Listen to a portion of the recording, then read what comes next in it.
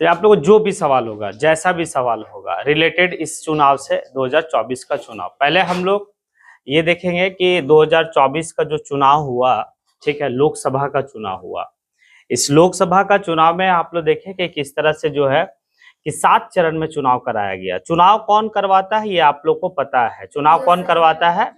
चुनाव आयोग करवाता है। चुनाव आयोग 7 चरण में लोकसभा का चुनाव करवा के संपन्न कराया। अब संपन्न कराया तो हमारे पास सबसे बड़ी बात है सरकार का गठन करना। किस चीज का गठन करना?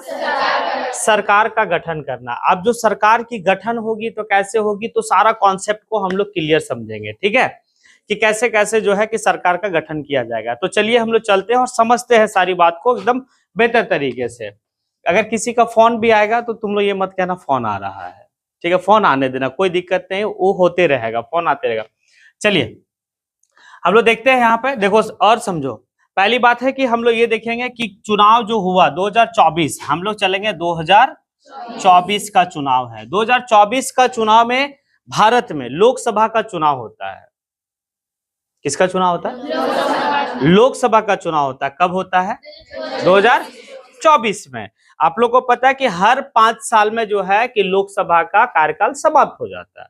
हर 5 साल में लोकसभा का कार्यकाल समाप्त हो जाता है। तो एक बात यहाँ पे है कि हम लोग जो चुनाव देख रहे हैं वो किसका देख रहे हैं जी? लोकसभा का। लोकसभा का, ये लोकसभा का चुनाव हुआ 2024 में, 2024 में, ठीक है। कितने चरण में जी? 7 चरण में। 7 चरण में चुनाव होके कंप्लीट होता है। अब आता है कि भाई कितने सीटों पर चुनाव हुआ भारत में। तो आप लोग एक बात देखिएगा, जो चुनाव हुआ वो हुआ यानी कि 543 सीट पे। कितने सीट पे? 543 सीट पे भारत में लोकसभा का चुनाव होता है। और 4 तारीख को यानी कि 4 जून को रिजल्ट आती है। 4 जून को लोकसभा का रिजल्ट आ गया। कितने जून को? 4 जून को लोकसभा का रिजल्ट आया। उसके बाद होता क्या है कि भाई कि अब जो है कि सरकार किसकी बनेगी। तो एक बात होता है कि आखिर कितना सीट किस दल को आएगा जो वो अपना सरकार बनाएगा। तो आप लोग को पहले जो है कि बताए थे और आज फिर से आप लोग को बता रहे हैं कि कुल सीट का, तो कुल सीट हमारे पास है 543। कुल सीट हमारे पास कितना है? 543। 543 सीट का यानी कि कुल सीट का जिसके पास 50% प्लस 1, यानी कि जिसके पास 50% प्लस 1 जिसके पास आएगा यानी कि वो सरकार बनाएगा। बात समझे आप लोग? हम क्या कह रहे हैं? कुल सीट का 50% प्लस 1, जिस भी दल को उतना सीट आ जाएगा वो अपना सरकार बना लेगा, ठीक है। तो अब 543 का 50% प्लस 1 कितना हो जाएगा जी? 273। अब है कि एक सवाल ये बनता है कि क्या 2024 का लोकसभा का जो चुनाव हुआ किस दल को 273 सीट आया है? किसी दल को? तो यह है कि इस बार किसी भी दल को 273 सीट आया ही नहीं है। लेकिन हमको तो चाहिए सरकार, मतलब सरकार बनाने के लिए कुल सीट का कितना परसेंट जी? 50% प्लस 1। तो हमारे पास सीट कितना जितना होगा? लेकिन किसी भी दल को 273 सीट नहीं आया। तब अब सरकार बनेगी या फिर से चुनाव होगा? अब सवाल यहां ये आता है, सरकार बनेगी या फिर से चुनाव होगा। तो देखो इसमें कहा गया है कि भाई कि अगर किसी भी दल को अगर पूर्ण बहुमत नहीं मिलता यानी कि 50% प्लस 1 अगर उसके पास नहीं आता तो वो एक गठबंधन का सरकार बना सकता है, साझेदारी की सरकार बना सकता है। तो गठबंधन का सरकार समझ में आता है। जैसे आप देखो, अब एकदम सारी बात को कॉन्सेप्ट क्लियर समझो। हम बात कर रहे हैं कि 543 सीट। अब 543 सीट के लिए बात समझना कि भाई कि बहुत सारी पार्टियां जो है वो क्या की, बहुत सारी पार्टियां जो है वो आपका चुनाव लड़ी। कितने सीटों के लिए? 543 सीट के लिए, ठीक है। हम कह रहे हैं लोकसभा का जो है ना कि 543 सीट के लिए बहुत सारा जो है कि चुनाव दल लड़ी। एक है भाई बीजेपी है, कांग्रेस है, समाजवादी पार्टी है, बसपा है, आप है, आरजेडी है, टीएमसी, इस तरह से करके तमाम बहुत सारी पार्टियां हैं भारत में। कई पार्टियां ने इस लोकसभा की चुनाव लड़ी, लेकिन किसी भी दल को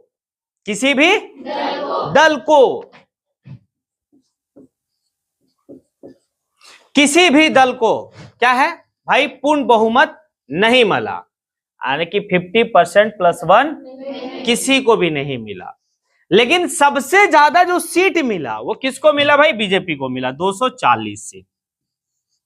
उसके बाद 99 सीट।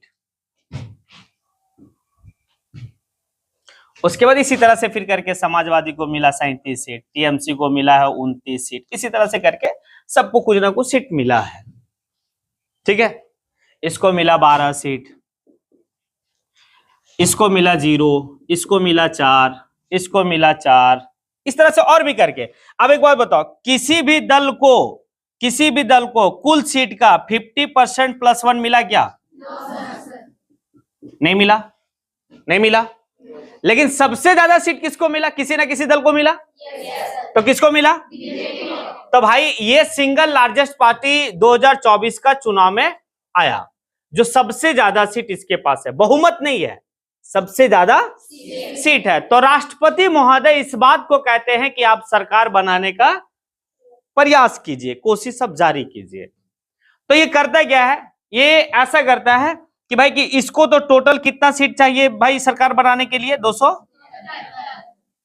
ये चला जाता है जदयू के पास। किसके पास? मतलब जेडीयू के पास। एक दल के पास जाता, जाने के बाद कहता है भाई तुम हमको समर्थन दो, तुम हमको बोला ठीक है दिए।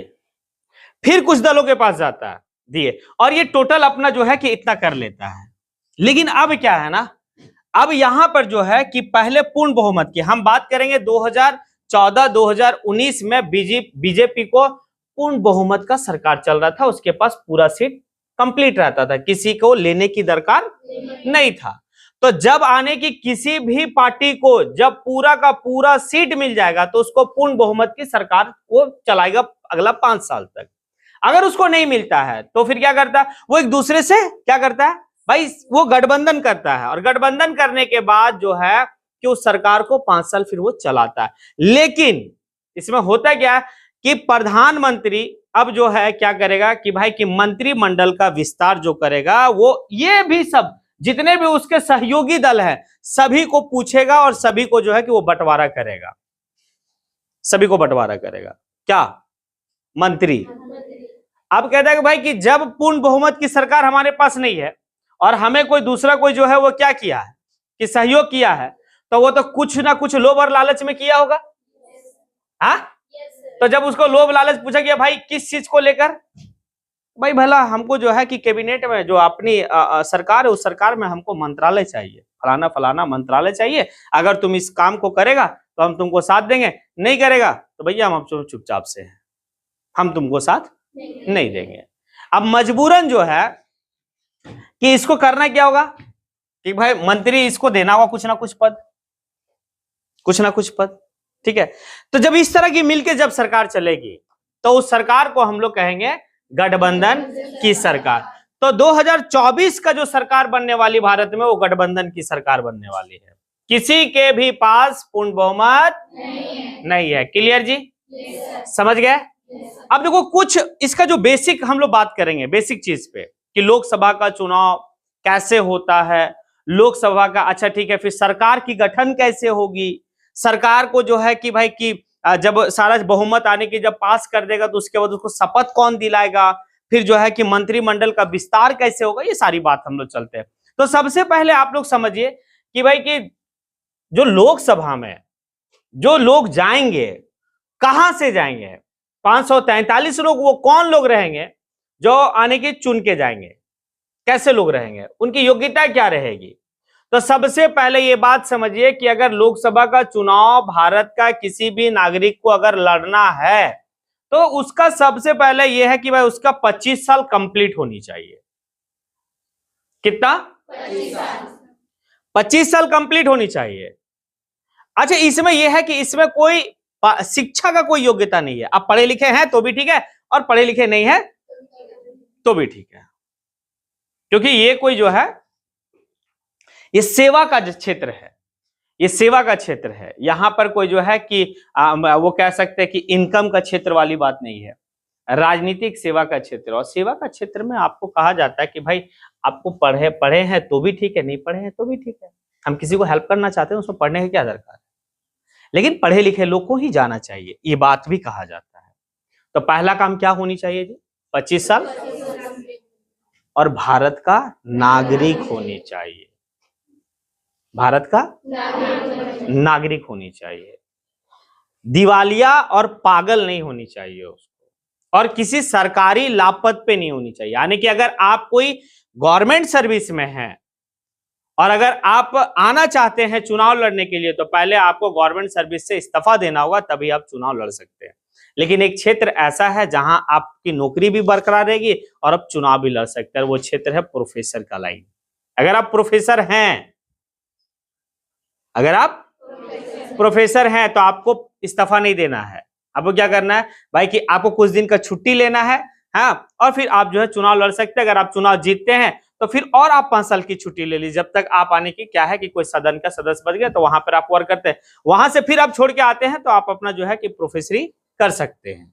वही एक क्षेत्र है जहां पर आपको आने की सरकारी नौकरी में रहने के बावजूद भी आप चुनाव लड़ सकते हैं। बाकी कोई सा भी, अगर आप डीएम है, डीसी है, एसपी है, कुछ टीचर हैं, कुछ भी हैं, आपको पहले नौकरी से इस्तीफा देना होगा, तभी आप जाके जो है कि चुनाव लड़ सकते हैं।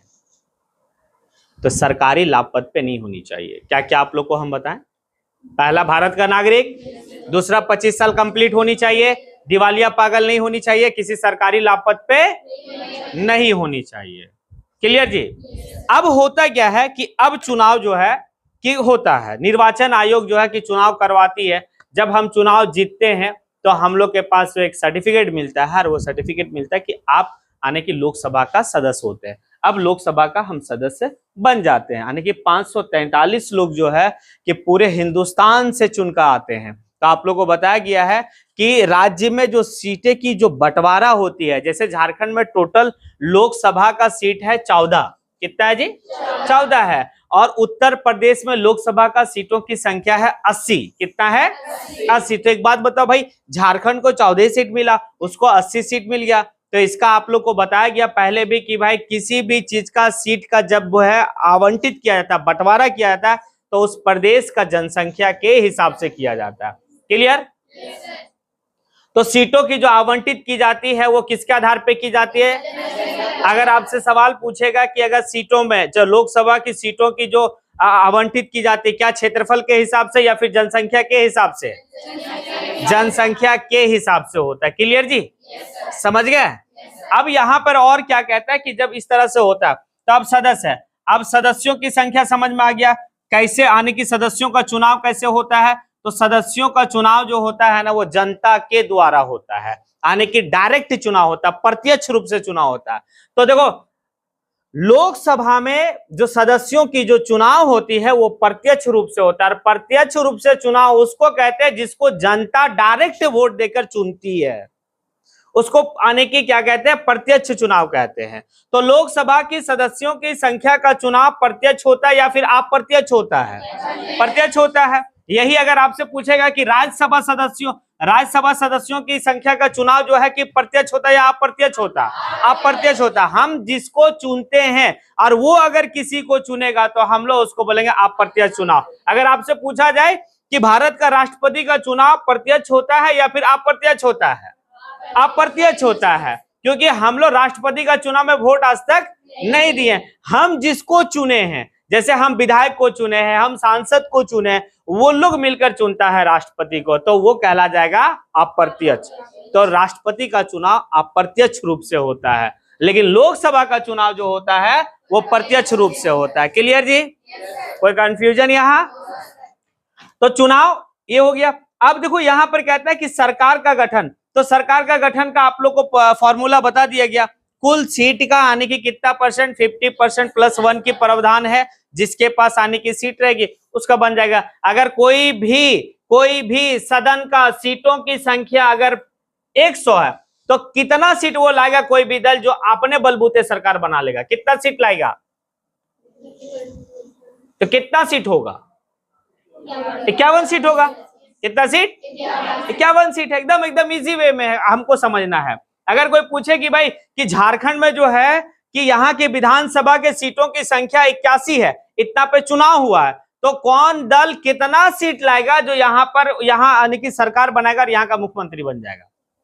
कितना? 41। नॉर्मल है। ठीक है जी, समझ गए बात को? ये इस चीज है। तो ये सरकार की गठन ऐसे होगी। अब देखो होता क्या, तो इस बार जो है कि गठबंधन की सरकार बनी। अब जब गठबंधन की सरकार बनी तो आप लोग जानेंगे कि अगले 9 जून को फिर से जो है कि मोदी जी देश का प्रधानमंत्री का शपथ लेंगे, लेकिन पूर्ण बहुमत उनके पास नहीं है। उनको दूसरे लोग सहयोग कर रहे तब वो प्रधानमंत्री बन रहे हैं, वो अपने बलबूते प्रधानमंत्री नहीं बन रहे। हालांकि 2014, 2019 में वो अपने बलबूते पे बने थे। अभी पहले कहा यह जाता था कि मोदी की सरकार, लेकिन अब जो है कि गठबंधन की सरकार कहा जाएगा। और जो बीजेपी के साथ जितने भी दल गठबंधन किए हैं उस गठबंधन का नाम दिया गया है एनडीए गठबंधन। एनडीए गठबंधन। तो इस बार जो सरकार होगी वो किसका होगी? मोदी जी का या एनडीए, मतलब एनडीए की सरकार होगी? एनडीए की सरकार होगी। क्लियर जी? तो 9 जून को शाम के वक्त में देश के प्रधानमंत्री के रूप में जो है कि फिर से मोदी जी जो है कि शपथ लेंगे। लेकिन ऐसी सरकार पे क्या होता है ना, जब गठबंधन की सरकार चलती है तो बड़ा मन में हिचकिचाहट रहता है, तू मैं चलते रहेगा। कभी जो है कि अगर कोई आगे चल के 6 महीने के बाद अगर वो अपना जो है समर्थन दिया वो समर्थन वापस ले लेगा तो फिर वो सरकार गिर जाएगी, फिर प्रधानमंत्री जो है हट जाएगा। बात आ रही समझ में जी? लेकिन पूर्ण बहुमत की सरकार होती है तो वो सीना तान के जो है कि 5 साल अपना शासनकाल चलाता है। लेकिन जब गठबंधन की सरकार होती है जिसमें एक हमेशा मन में भय और डर लगा रहता है कि पता नहीं कि हमारी बात से वो सहमत होगा कि नहीं होगा। हो सकता है कि अगर वो अपना हाथ खींच ले तो हमारी सरकार अल्पमत में हो जाएगी, यानी कि जो हमें बहुमत साबित करना था वो तो बहुमत फिर मेरे पास नहीं बचा। क्योंकि अगर ये हाथ खींच लिया या और भी कोई पार्टियां साथ अगर बीजेपी को दी अपना हाथ खींच लिया, तो हाथ खींच लिया अगर 10 गो तो भाई यहाँ सीट घट गया, लेकिन हमको सरकार चलाने के लिए हमें कितना सीट चाहिए? ये होता है कंफ्यूजन। ठीक है, अब यहां पर क्या होता है, जब सारा चीज होता है उसके बाद वो 9 तारीख को वो शपथ लेंगे मोदी जी प्रधानमंत्री का।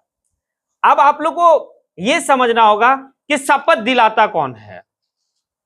तो इंडिया का जितना भी बड़ा से बड़ा पद है, एक बात आप लोग दिमाग में बैठा लो, एकदम इजी वे में समझो इसको। इंडिया का जितना भी बड़ा से बड़ा पद है, सभी पदों की नियुक्ति और शपथ जो दिलाता है वो भारत का राष्ट्रपति दिलाता है। प्रधानमंत्री को शपथ 9 तारीख को कौन दिलाएंगे जी? कहां का राष्ट्रपति? भारत का राष्ट्रपति। पूरी सेंटेंस को बेहतर से बोलो। प्रधानमंत्री को 9 तारीख को जो शपथ दिलाएंगे वो कौन दिलाएंगे? भारत का राष्ट्रपति। उसके बाद प्रधानमंत्री के पास ये पूरा जो है कि हक होता है कि वो मंत्रिमंडल का विस्तार करे। आप लोग को मंत्रिमंडल का मतलब ये है कि हर चीज का एक जो है कि खेमा बांट दिया कि भाई शिक्षा एक है, शिक्षा एक क्षेत्र है, इसका एक मंत्रालय होगा। भाई ये रेलवे है, इसका एक मंत्रालय होगा। ये मतलब क्या है कि गृह है तो मतलब अपने घर के अंदर की बात है, इसका मंत्रालय अलग होगा। यानी बहुत सारा भारत में क्या है कि क्षेत्र को बांट दिया मंत्रालय के रूप में। तो अब वो प्रधानमंत्री के पास ये पावर है, ये प्रधानमंत्री के पास पावर है कि प्रधानमंत्री अपने हिसाब से वो मंत्रिमंडल का विस्तार करेगा कि वो गृह मंत्री किसको देगा, होम मिनिस्ट्री किसके पास रहेगा, वित्त मंत्री किसके पास रहेगा, रेल मिनिस्टर किसके पास रहेगा, कौन जो है कि मंत्री हमारा बनेगा, कौन हमारा शिक्षा मंत्री बनेगा, कौन हमारा क्या बनेगा। ये सारा डिपेंड होता है वो किसके ऊपर होता है? प्रधानमंत्री। प्रधानमंत्री अपने विवेक के अनुसार मंत्रिमंडल का विस्तार कर सकता है। बताए समझ में? तो इसीलिए आपको कहा यह जाता है कि भाई कि देश का प्रधानमंत्री फलाना है। अच्छा, लेकिन ये भी आपको कह रहा है, ये कोई कंफर्म नहीं है कि 9 जून को देश का प्रधानमंत्री शपथ लेंगे मोदी जी। हो सकता है कोई और भी बीजेपी से ले सकते हैं, ऐसा भी हो सकता है। ये डिपेंड करता है। देखो, प्रधानमंत्री का कोई चुनाव नहीं होता है, चुनाव हुआ है लोकसभा का। कहाँ का हुआ? क्योंकि मोदी जी भी मोदी जी भी जो चुने गए हैं वो लोकसभा का सदस्य चुने गए हैं। कहां से चुने गए? बनारस से। वो चुनाव कहां से लड़े? आपके यहां से चुनाव अन्नपूर्णा देवी लड़ी। उसी तरह से मोदी जी चुनाव जो लड़े वो कहां से लड़े जी? और बनारस से वो जीते हैं और वो बने हैं एमपी, मेंबर ऑफ पार्लियामेंट, यानी कि वो क्या बन गया? सांसद, यानी कि इसका सदस्य बन गया। क्लियर जी? अब क्या होता है, जो बहुमत है, यानी कि 273 लोग, ये लोग क्या है ना कि अपना एक नेता चुन लेता है कि मेरा फलाना जो है कि मेरा ये मुखिया रहेगा, ये मेरा क्या रहेगा? तो उसी तरह से यानी कि उसको प्रधानमंत्री चुन लेता है। कौन चुनता है? जनता नहीं चुना उसको प्रधानमंत्री, प्रधानमंत्री ये लोग चुना है, यानी जिसके पास बहुमत है वो अपना नेता चुन लेता है प्रधानमंत्री के रूप में, अब वो प्रधानमंत्री रहता है। अगर कल लगेगा ये 273 लोग को कि भाई कि प्रधानमंत्री शमशाद आलम को बना दिया जाए, तो हमको बना देगा, बिना चुनाव लड़ले बना देगा। अगर आपको लगता है कि जैसे अभी है मेरे पास कॉल आ गया, कहां से? बीजेपी का मुख्यालय से, क्योंकि सबसे ज्यादा सीट किसके पास है? इसके मुख्यालय से कॉल आ गया मेरे पास कि शमशाद जी हाँ दिल्ली पहुंचिए, प्रधानमंत्री का शपथ लेना है आपको। हम तो कोई चुनाव लड़े नहीं है,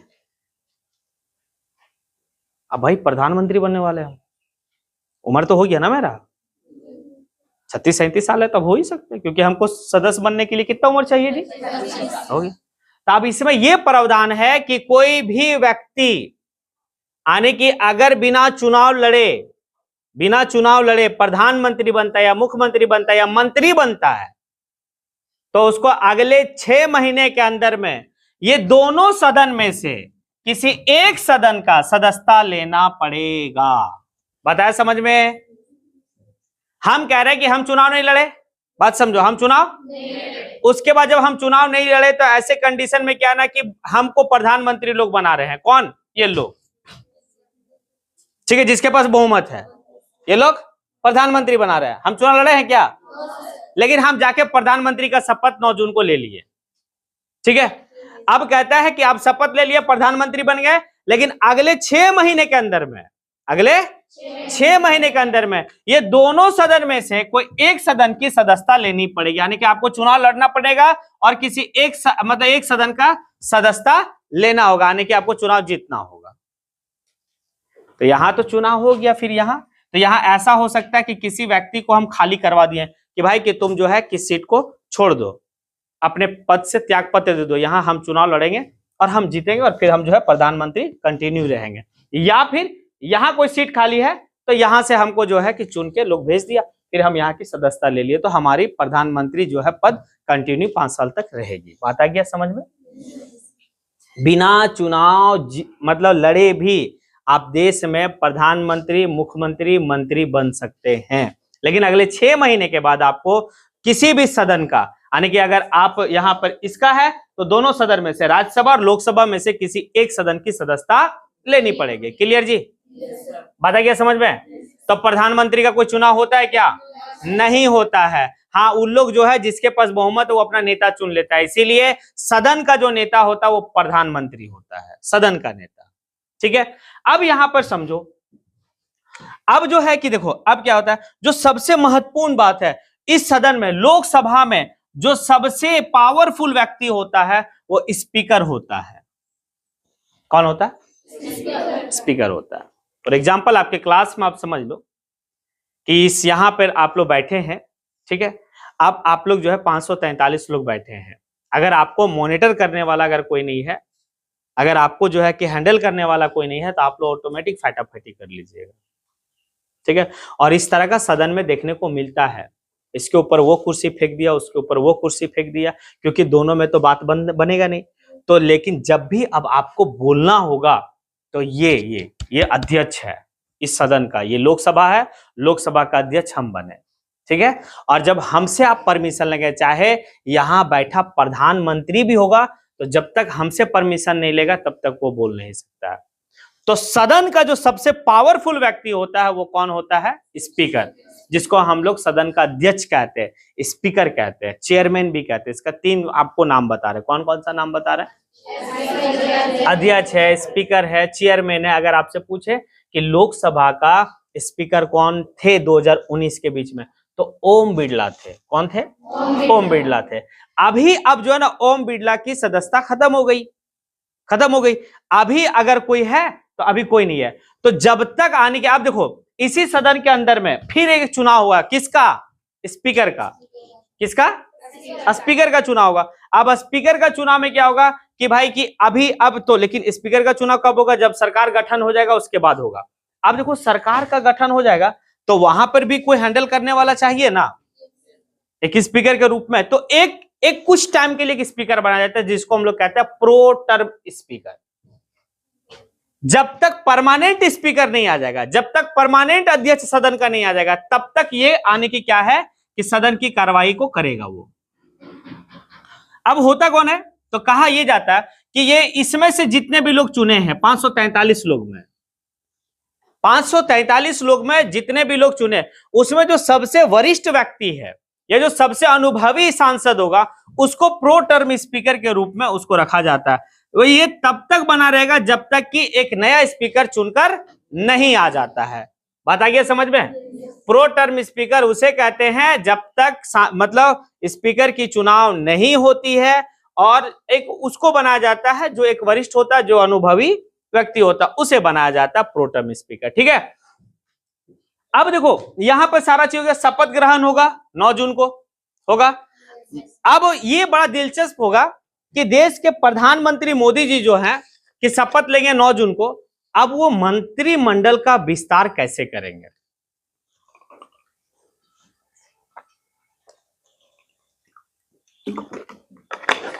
अब देखो, अब मंत्रिमंडल का विस्तार कैसे करेंगे? क्योंकि इनकी अपनी तो बहुमत की सरकार है नहीं, अपनी बहुमत की सरकार है नहीं है, सहयोगी लोग हैं इनके साथ, गठबंधन की सरकार है। तो ऐसे कंडीशन में अब देखो क्या होता है 9 तारीख को, बड़ा दिलचस्प रहेगा। किसको गृह मंत्री मिलेगा, कौन होम मिनिस्टर होंगे हमारे देश के, कौन रेल मिनिस्टर होंगे, कौन विदेश मंत्री होंगे, यानी कि कौन जो है कि वित्त मंत्री होंगे, फाइनेंस मिनिस्टर होंगे, कौन जो है कि आपका रक्षा मंत्री होंगे। ये सारा चीज को देखने में कौन टेक्सटाइल मिनिस्टर होंगे, कौन जो है कि अब मतलब बहुत सारा मंत्रालय है। यानी कि कहा यह जाता है कि कुल सीट का 15% जो है कि आप मंत्रिमंडल का विस्तार कर सकते हैं, उतने मतलब ये में। अब यहां पर हो गया, ये तो हो गया कि भाई सरकार की गठन हो गई। कितने लोग हैं? ये बढ़ भी सकता है। पिछले बार 2019 में मोदी जी का खुद का सीट जो आया था वो कितना था? 303। ठीक है। और भी तो अभी जो फिलहाल बताया जा रहा है, इनके पास टोटल जो सहयोगी मिला के है वो 293 लोग हैं इनके पास। किनके पास? बीजेपी के पास, जिनके पास सहयोगी है। और एक हो गया इंडिया गठबंधन और एक हो गया एनडीए गठबंधन, सॉरी एक हो गया एनडीए। यहां तक बात समझ में आ गया जी? अब देखो इसको हम लोग देखते हैं अब होगा क्या, थोड़ा सा इसको समझ लेते हैं हम लोग।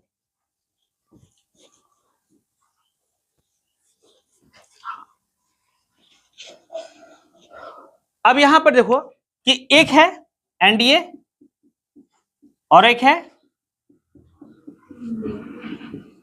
सब में डॉट है। ठीक है। इसके पास कितना है?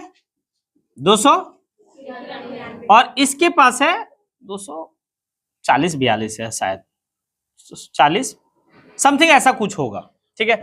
और कुछ जो है कि 18-19 जो शेष बचा है वो अदर में है, अदर में जितना भी शेष बचा हुआ वो। ठीक है। टोटल सीट हमारा हो जाता है 543। अदर का मतलब है कि कोई किसी दल से लड़ा नहीं है, वो निर्दलीय लड़ा, चुनाव जीत गया। इस तरह से काफी ऐसे लोग होते हैं जो निर्दलीय चुनाव लड़ते हैं और जीतते हैं।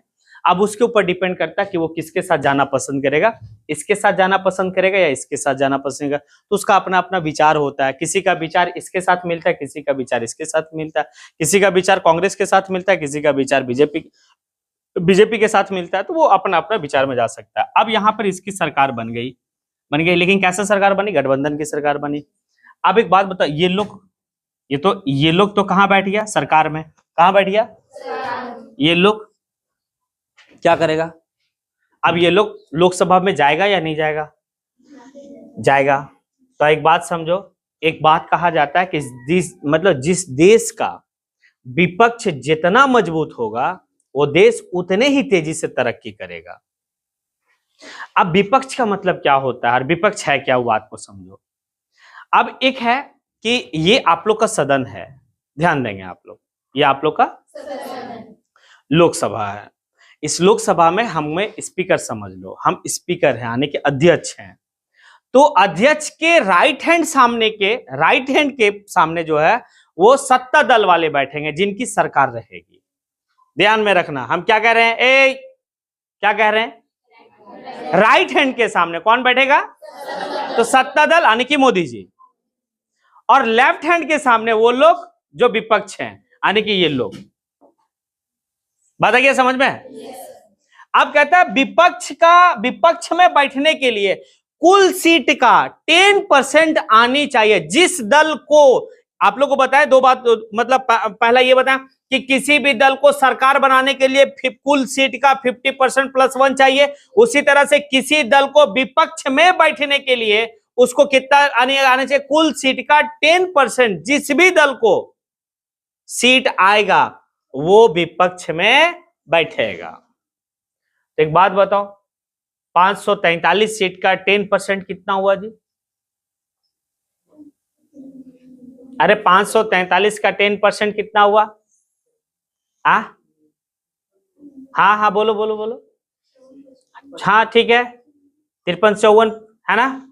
अब इतना, तो एक बात बताओ, अब तुम लोग को बताया कि भाई 240 किसके पास था जी? उसके बाद 99 किसके पास था? भाई विपक्ष में कौन बैठेगा?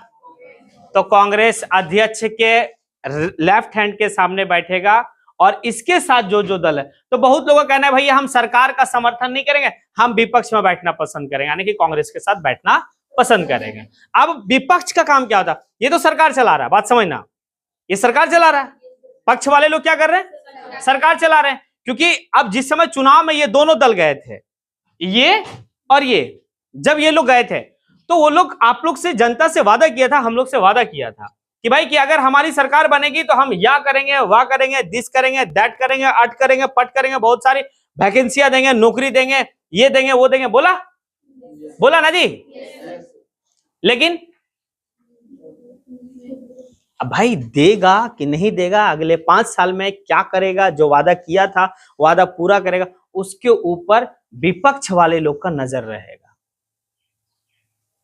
ठीक है। अब ये कहा यह जाता है कि भाई कि जब इस बैठक होगा सदन में, तो आप लोग को हम बताए थे कि साल में 3 बैठकें होती है। सत्र जिसको कहते हैं, बैठक बहुत होती है, सत्र जो कहलाता है वो 3 सत्र कहलाएगा। पहला हम लोग बजट सत्र देखेंगे। क्या देखेंगे? बजट सत्र देखेंगे। जैसे ही सरकार की गठन होगी, आने वाले कुछ दिन के बाद जो है कि आप देखें बजट सत्र होगा। बजट सत्र के बाद होता है मानसून सत्र। कौन सी सत्र? तो बजट सत्र कंप्लीट हो चुका है, ठीक है। अब आ जाएगा मानसून। बारिश के टाइम में एक सत्र बुलाई जाती है और वो सत्र को मानसून सत्र कहते हैं। और एक होता है शीतकालीन सत्र, ठंडे के वक्त में वो होता है, उसको हम लोग शीतकालीन सत्र कहते हैं। उसमें यानी क्या, सदन में सभी लोग आते हैं, सभी लोग का मतलब पक्ष विपक्ष दोनों।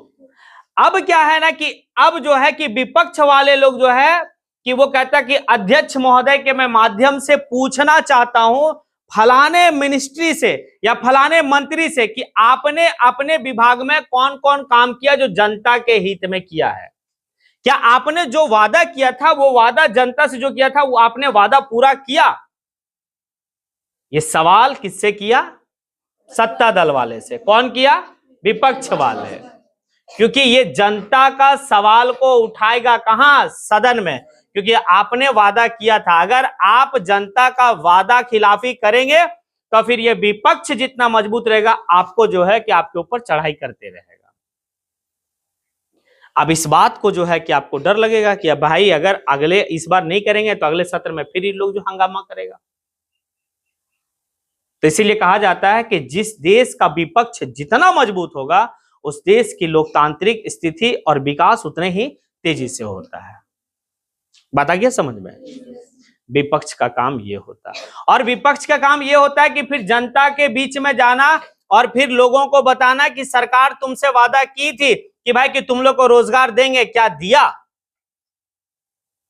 फिर तुमसे ये भी वो पूछता है, ये भी वो पूछता है कि तुमसे ये कहा गया था कि तुम्हारे शिक्षा के लिए हम ये करेंगे, किया? वो तुमको जगाता है कौन? विपक्ष। और सत्ता दल का काम होता है कि आप जो है कि जनता के हित में क्या करेंगे? काम को करेंगे। अगर यहां से आपकी सांसद महोदया जो है कि अन्नपूर्णा देवी चुनाव जीत के गई है तो वो अपने घर के लिए काम नहीं मांगेगी, वो यहाँ की जनता का मुद्दा को उठाएगी। कहां पर? पार्लियामेंट में।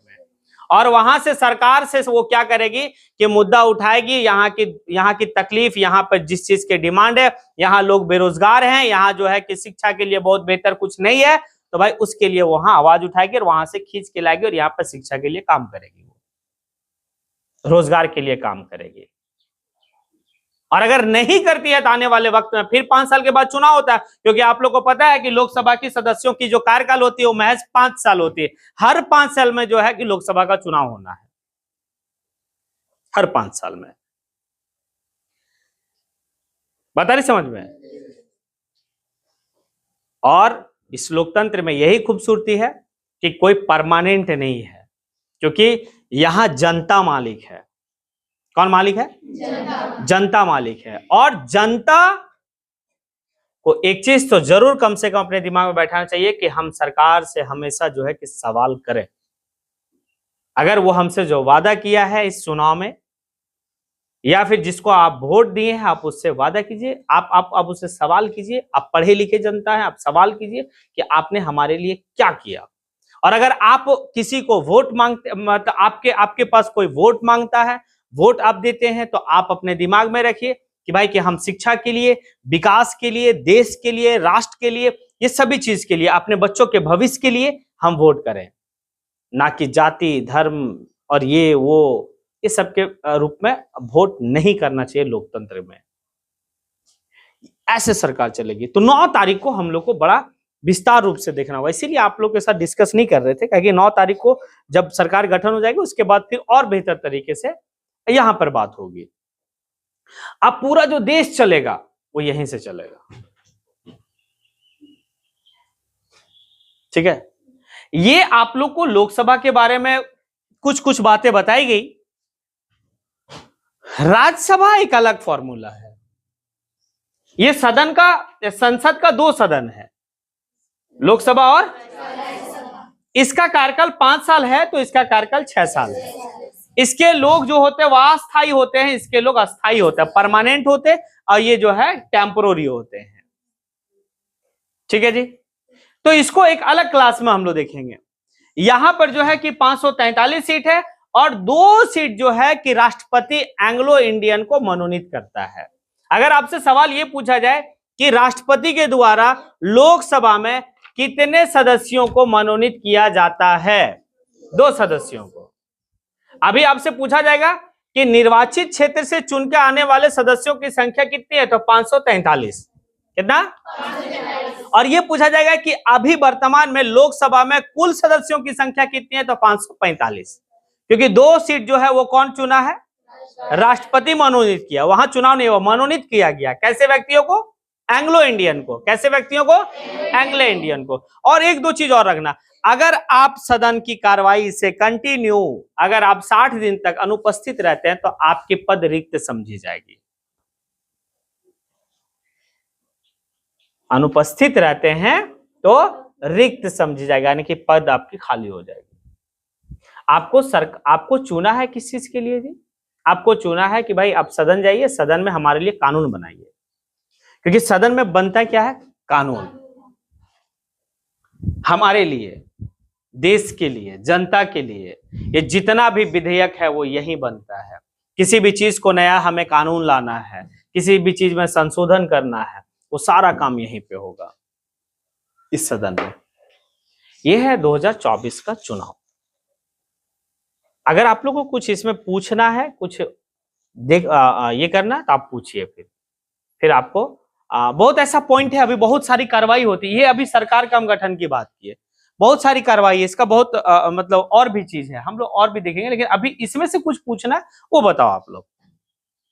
हाँ, जैसे प्रो टर्म स्पीकर होता है वो परमानेंट रहता है या फिर नहीं, हम नहीं, तो आप बात नहीं समझे। हम ये कहे कि प्रो टर्म स्पीकर वो तब तक है जब तक कि दूसरा स्पीकर चुन के नियमित रूप से नहीं आ जाता है। ये इसको इसलिए बनाया गया कि एक बात समझना कि 9 जून को जो है कि क्या होगा, शपथ ग्रहण है। किसका? एनडीए की सरकार को।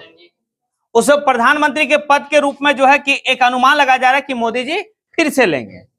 ठीक है, अभी उसके अंदर की बात है। वो इतने लोग जो है कि मिलकर अभी सोचेंगे किसको प्रधानमंत्री बनाए। हो सकता है कि भाई कि कल जो है कि शिवराज सिंह चौहान को बना दिया जाए, हो सकता है योगी जी को बना दिया जाए, हो सकता है नितिन गडकरी को बना दिया जाए, अभी कंफर्मेशन नहीं है। तो ये जो होगा ना, तो उस समय जो बुलाया जाएगा कि प्रधानमंत्री पद के लिए फलाने, तो ये अध्यक्ष का काम होता है, और बगल में जो है राष्ट्रपति बैठे रहेंगे। ठीक है, और राष्ट्रपति फिर शपथ दिलाएंगे। ठीक है, तो वो परमानेंट कब होगा, जब चुन के। तो ये प्रो टर्म कुछ टर्म के लिए दिया गया, जब तक कि वो दूसरा स्पीकर चुन के ना आ जाए। फिर अगले साल जैसे चुनाव होगा, ठीक, हाँ, 5 साल के बाद, हाँ, तो फिर जैसे स्पीकर का भी चुनाव होगा। हाँ, नहीं, स्पीकर इसका देखो, जनता इसको मतलब लोकसभा का मेंबर के रूप में चुना है। अब वहां जो 543 लोग है ना, उन लोग चुनेगा अपना एक स्पीकर। तो जैसे उसमें जब फिर प्रो टर्म स्पीकर फिर वही रहेगा जो मतलब 5 साल पहले था, अभी 2024 में, हाँ, कि फिर वो नया कोई आएगा। अगर वो हार गया, तो चुनाव अगर हार गया, जैसे पिछले बार कौन था, ओम बिरला चुनाव हार गया, तो सदन आएगा, ये घर में नहीं घुसेगा। ये घर में घुसे के लिए तुमको जो है कि क्या है, चुनाव जीतना होगा। तो आप बोला कि भाई कि ये तो स्पीकर गया हार गया ना, क्योंकि स्पीकर का चुनाव नहीं हुआ था, वो एमपी का चुनाव लड़ा था, मेंबर ऑफ पार्लियामेंट का चुनाव लड़ा था। अभी 2024 में जो चुनाव हुआ, किस चीज का, लोकसभा का हुआ, एमपी का चुनाव हुआ। तो भाई वो हार गया, तो ऐसे कंडीशन में अब क्या है कि जब तक फिर से, क्योंकि 543 लोग ही चुनते हैं किसको, स्पीकर को, आप नहीं चुनते हैं, डायरेक्ट आप नहीं चुनते, उसका चुनाव अप्रत्यक्ष होता है। तो ऐसे कंडीशन में यानी जब तक उसका चुनाव नहीं होगा, तब तक हमें एक टेम्पररी रूप में एक क्या रखना होगा, स्पीकर रखना होगा, अध्यक्ष रखना होगा, इस सदन को चलाने के लिए, सदन को बुलाने के लिए। क्योंकि जितना भी काम होता है सब किसके माध्यम से होता है, स्पीकर के माध्यम से होता है। आपको जो है कि कुछ दिन के लिए क्या है कि इस क्लास से बाहर निकाल दिया जाएगा, या इस सदन से बाहर निकल जाएगा, वो कौन करेगा, स्पीकर करेगा। बता रहा समझ में? तो वो कौन व्यक्ति होता है, जो अनुभवी व्यक्ति होता है, जो काफी वरिष्ठ होता है, वैसे व्यक्ति को तब तक आने की वो क्या करता है, प्रो टर्म स्पीकर बना के रखता है, जब तक कि दूसरा चुन के नियमित रूप से ना आ जाए तब तक। पता है समझ में? और कोई सवाल? जनसंख्या के आधार पे सीट का बंटवारा, हाँ, जैसे जनसंख्या बढ़ेगी तो सीट भी बढ़ सकती है। हाँ, गुड, ये सवाल बड़ा अच्छा सवाल है। सवाल ये है कि क्या जनसंख्या बढ़ेगी तो सीट बढ़ेगी? बिल्कुल बढ़ेगी। अगर झारखंड का अभी 14 लोकसभा सीट है, आने वाले टाइम में इसकी सीट बढ़ के जो है कि 16 हो जाएगा, क्योंकि जनसंख्या तो बढ़ रही है ना। अभी आपके पास कितना विधानसभा सीट है जी? 81 विधानसभा सीट। आने वाले टाइम में 120 विधानसभा हो जाएगा। आप किस विधानसभा से आते हैं? बरकट्ठा विधानसभा से। कल जो है कि भाई की मतलब आपका जयनगर विधानसभा, जयनगर में इतना जनसंख्या हो जाएगा, तो ये इसको एक विधानसभा बना दिया जाएगा। तो जनसंख्या बढ़ेगी, विधानसभा सीट भी बढ़ेगी, चाहे वो लोकसभा हो या फिर राज्यसभा हो या फिर विधानसभा हो, सीट बढ़ेगी। और बोलो, और किसी का नहीं? कोई सवाल है किसी का? नहीं है। चलिए, ये यहां तक समझ में आ गया कि कैसे सरकार का गठन होगा। ठीक है, कैसे विपक्ष वाले लोग का काम क्या होता है। विपक्ष वाले लोग यानी कि कितना मतलब किस दल के पास कितना सीट आएगा जो विपक्ष में बैठ सकता है? कुल सीट का 10%, कुल सीट का 10%। कौन दल जो है कि सत्ता में मतलब सरकार बना सकता है? कुल सीट का 50% +1। अच्छा, कुल सीट का कितना परसेंट जो है मंत्रिमंडल का हम विस्तार कर सकते हैं? 15%। ठीक है, मंत्रिमंडल का विस्तार जो है करने की जो पावर वो किसके पास है? प्रधानमंत्री के पास है, वो अपना विवेक अनुसार। और जब प्रधानमंत्री पद से हटेगा, समझ लेना कि मंत्रिमंडल जो है कि सब धराशाह हो जाएगा। अब दूसरा प्रधानमंत्री आएगा तो वो अपने हिसाब से जो है कि मंत्रिमंडल का विस्तार करेगा। जिस तरह से आप झारखंड में अभी देखिए, जैसे ही हेमंत सोरेन जेल चला गया, झारखंड का मुख्यमंत्री कौन बना जी? चंपई सोरेन। और चंपई सोरेन जब मुख्यमंत्री बना तो चंपई सोरेन फिर अपने हिसाब से मंत्रिमंडल का विस्तार किया, फिर नई मंत्रिमंडल की गठन होगी। अगर अभी अभी यही कंफ्यूजन चल रहा है कि भाई 240 ही सीट है, फलना फलना इसको साथ दे रहा है, कितना दिन साथ चलेगा इन लोग का कि नहीं चलेगा? नहीं चलेगा तो फिर क्या होगा? नहीं चलेगा तो सरकार गिर जाएगी, सरकार गिर जाएगी, फिर राष्ट्रपति बोलेगा भाई सरकार बनाओ तुम लोग। अगर वो 6 महीना अगर नहीं बनाता है तो फिर उसको समझता है, उसके बाद जो है कि वो फिर से चुनाव होगा, उसको हम लोग कहते हैं उपचुनाव। वो इतने साल के लिए होगा जितना साल आपका समय बचा हुआ है। अगर एक बात समझो, 200 कितना सीट है? 99। किसी के पास तो है नहीं। लार्जेस्ट अगर दो पार्टी हम देखें तो बीजेपी और कांग्रेस है। लार्जेस्ट पार्टी कौन है जी? बीजेपी है, सबसे बड़ी पार्टी। उसके बाद दूसरी सबसे बड़ी पार्टी कौन है जी? कांग्रेस है। किसी के पास भी पूर्ण बहुमत। अब ये बोला कि हम भैया हमारे पास नहीं है टोटल सीट, हम नहीं बनाएंगे। और ये बेचारा सबको कोशिश किया, एक पास बहुमत ही नहीं हो पाया। तो अब क्या होगा भारत में? प्रधानमंत्री तो कौन बनेगा? क्या कि प्रधानमंत्री बनने के लिए, सरकार बनाने के लिए आपको कितना बहुमत चाहिए? 50% प्लस। ऐसे कंडीशन में 6 महीना तक भारत में राष्ट्रपति शासन लागू रहेगा। इस 6 महीने के अंदर में अगर आप लोग गठबंधन की सरकार बनाइए, जैसे बनाइए, तोड़ के मरोड़ के जरोड़ के जैसे बनाना है बनाओ। अगर 6 महीने के अंदर में अगर आप नहीं बनाए तो भाई सबकी सदस्यता खत्म, फिर से लोकसभा का चुनाव होगा 6 महीने के बाद। बताया समझ में? अगर नहीं कोई बनाया, जैसे अब देखो समझौता होगा तब ना, जो इसको साथ देगा वो बोलेगा हमको अच्छा ऐसा करो, तो फलना फलना फलना मिनिस्टर है हमको दे दो, ये बोलेगा नहीं वो चीज तो नहीं देंगे। जैसे अभी एक बात हो रहा है, पता कौन सी बात हो रही है? चंद्रबाबु नायडू अभी मोदी जी के साथ मिलकर, यानी कि बीजेपी के साथ मिलकर जो चुनाव लड़ा। चंद्रबाबु नायडू जो है आंध्र प्रदेश की एक पार्टी है, मतलब एक व्यक्ति है जिसकी एक पार्टी है। चंद्रबाबु नायडू का कहना है कि हमें स्पीकर चाहिए, हमारा आदमी चुनाव लड़ेगा और हम बहुमत में है तो हम लोग जीत जाएंगे स्पीकर। मेरा स्पीकर चाहिए, हमको स्पीकर वाली पद चाहिए और 3 ठो और मंत्रालय चाहिए। तो उधर से नीतीश कुमार कह रहा है हमको भी चाहिए। अब ये जो है कि मोदी जी स्पीकर वाला पद देना किसी को नहीं चाहते, क्योंकि सबसे पावरफुल कौन है उस सदन में? स्पीकर है। समझ रहे बात को? और स्पीकर पक्ष विपक्ष का फिर नहीं होता, स्पीकर बनने के बाद सबके लिए समान हो जाएगा। मोदी जी को भी बोलना होगा, देश का प्रधानमंत्री को भी बोलना होगा, तो क्या होगा? स्पीकर से परमिशन लेना होगा। ये सदन को बुलाने की जो पावर है वो किसके पास है? स्पीकर के पास है। आपको निकाल के सदन से बाहर बैठा देना है, वो किसके पास पावर है? स्पीकर के पास है। अगर आप जो बहुत उदंडगिरी करते हैं तो आपको भाई क्या है कि 5 दिन के लिए आपको इस सदन से निलंबित कर दिया गया। किसके पास पावर है?